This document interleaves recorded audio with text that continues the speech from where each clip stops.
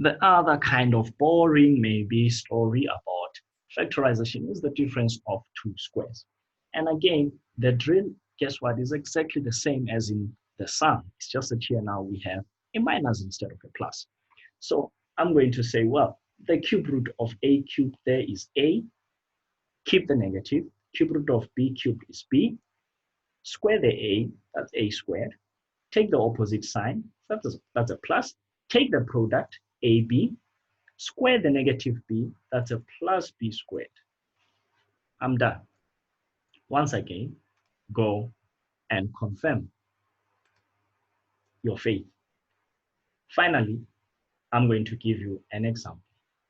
I'm going to start by taking the cube root of 27, which is a 3. Cube root of x cubed is x. The cube root of 1 is 1. I keep the minus because it's a difference. Then I square the 3x, it becomes 9x squared. I take the opposite sign, that's plus. Then I multiply 3x and then 1, that becomes actually 3x. Then I square the negative 1, it becomes a plus 1 squared. And you know how special the number 1 is. It's quite stubborn, actually. No matter how many times you multiply, it remains like that. So that's how easy the difference of two squares is, guys. Maybe a little note for you, in case you want to take a screenshot for this one, go ahead there and say, this should be opposite signs. That's it.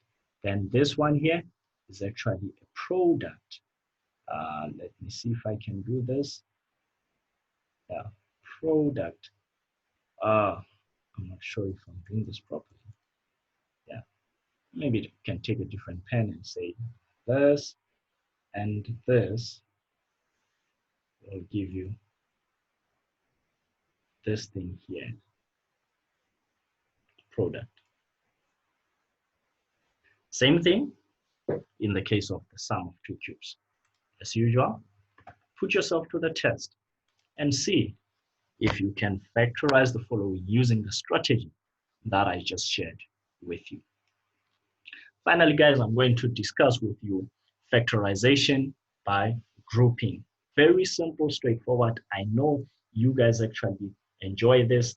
I'm just doing this so that you may confirm your knowledge, okay? So we can see here, we've got 2x minus 4y plus ax minus 2ay. So you can, obviously, you'll always start with the highest common factor approach. So you're gonna check here if you look at this group and that group, do you get kind of the same thing coming up when you apply the highest common factor method? So if I say 2 and I'm left with x minus 2y, okay, will I do the same thing if I take a common factor here? And the common factor in this case here is actually a. So if I take a there, I'm left with x minus 2y. And you can see, oh, okay, there is something similar appearing here.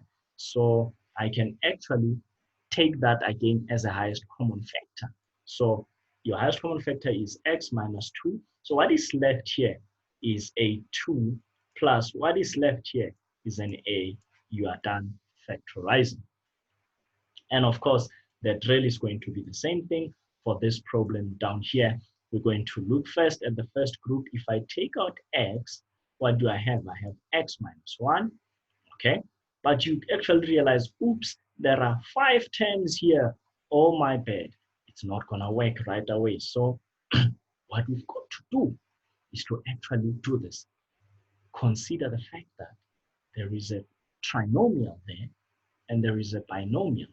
So actually, I should first factorize this trinomial.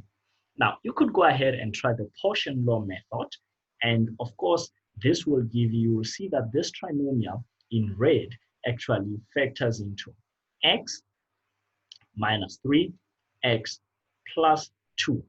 Now, I've got here, I can factor out y. I hope you can see that. So I've got y into x minus 3.